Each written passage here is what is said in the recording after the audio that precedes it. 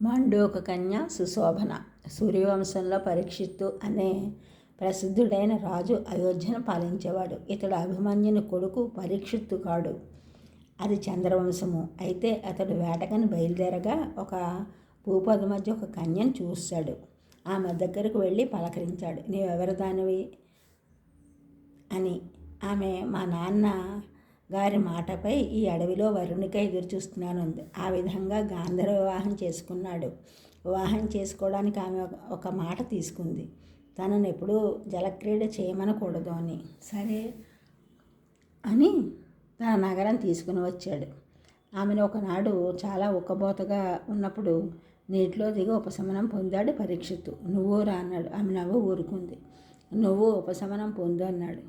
ఆమె నీళ్ళలో దిగి మళ్ళీ కనపడలేదు. సరోవరం అంతా వెతికాడు, ఎక్కడా కనపడలేదు. అయితే కప్పలు కుప్పలు తెప్పలుగా ఉన్నాయి.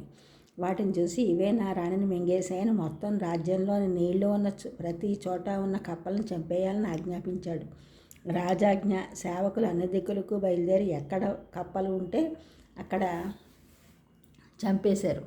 కప్పలలో సంక్షోభం ఏర్పడింది. కప్పలరాజు మునివేషంలో పరీక్షిత్తు దగ్గరికి వచ్చి, నేను కప్పలరాజుని, నా పేరు ఆయువు, నువ్వు ఇన్ని కప్పలను చంపి ఏం సాధించావు, అందరూ నిన్ను చూసి నవ్వుతున్నారు అన్నాడు. అదేమన్నమాట అని గర్జించాడు రాజు. నా భార్యను పొట్టను పెట్టుకున్న పురుగులు ఇవి అన్నాడు. నా భార్య అంటున్నావే, ఆమె నా కూతురు సుశోభన అన్నాడు. అయితే నా భార్యను తెచ్చిపెట్టన్నాడు రాజు. నవ్వుతూ కూతుర్ని పిలిచాడు. వెంటనే వచ్చింది సుశోభన. నువ్వు ఇలాగే ఎంతోమందిని దగా చేసావు, నీ కడుపున పుట్టిన పిల్లలు కపటపరులు అవుగా కానీ శపించి వెళ్ళిపోయాడు ఆయువు. పరీక్షిత్తు మహారాజు భార్యతో సంతోషంగా ఉన్నాడు. వారికి శలుడు, దలుడు, వలుడు అని 3 కుమారులు కలిగారు. వారిలో పెద్దవాడైన శలునికి రాజ్యాభిషేకం చేసి తపోవనానికి వెళ్ళిపోయాడు పరీక్షిత్తు. ఇది మాండూక కన్య కథ.